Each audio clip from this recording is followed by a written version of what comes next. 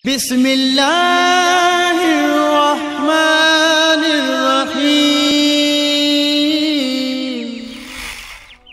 Beberapa kesalahpahaman dalam ibadah puasa.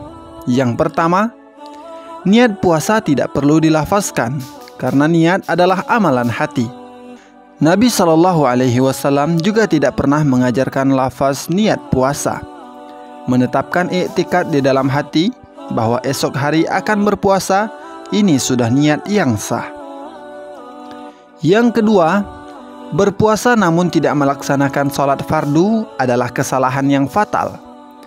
Di antara juga perilaku sebagian orang yang makan sahur untuk berpuasa namun tidak bangun sholat subuh, karena dinukil bahwa para sahabat berijma tentang kafirnya orang yang meninggalkan sholat dengan sengaja, sehingga tidak ada faedahnya jika ia berpuasa namun statusnya sebagai seorang kafir.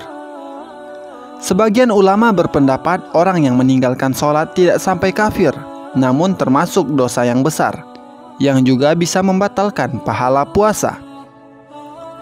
Yang ketiga, berbohong tidak membatalkan puasa, namun bisa jadi membatalkan dan mengurangi pahala puasa, karena berbohong adalah perbuatan maksiat.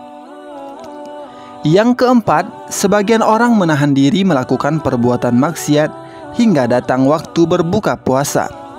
Padahal perbuatan maksiat tidak hanya terlarang dilakukan ketika berpuasa, bahkan terlarang juga setelah berbuka puasa dan juga terlarang dilakukan di luar bulan Ramadan.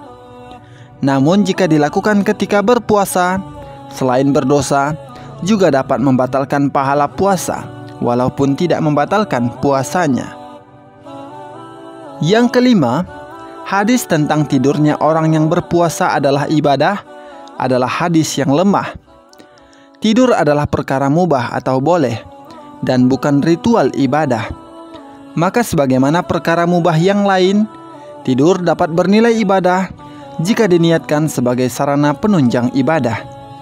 Misalnya, seseorang tidur karena khawatir tergoda untuk berbuka sebelum waktunya, atau tidur untuk mengistirahatkan tubuh agar kuat dalam beribadah. Sebaliknya, tidak setiap tidur orang berpuasa itu bernilai ibadah.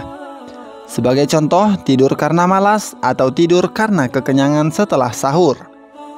Keduanya tentu tidak bisa bernilai ibadah, bahkan bisa dinilai sebagai tidur yang tercela.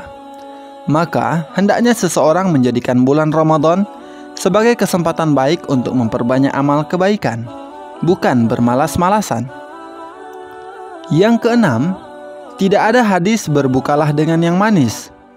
Pernyataan yang tersebar di tengah masyarakat dengan bunyi demikian bukanlah hadis Nabi SAW.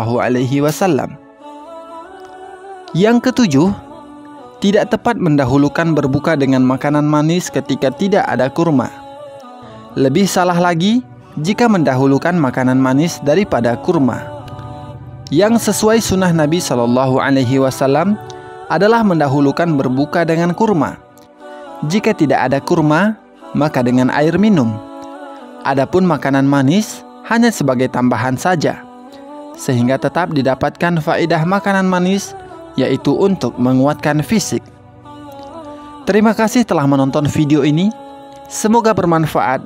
Wallahu ta'ala a'lam.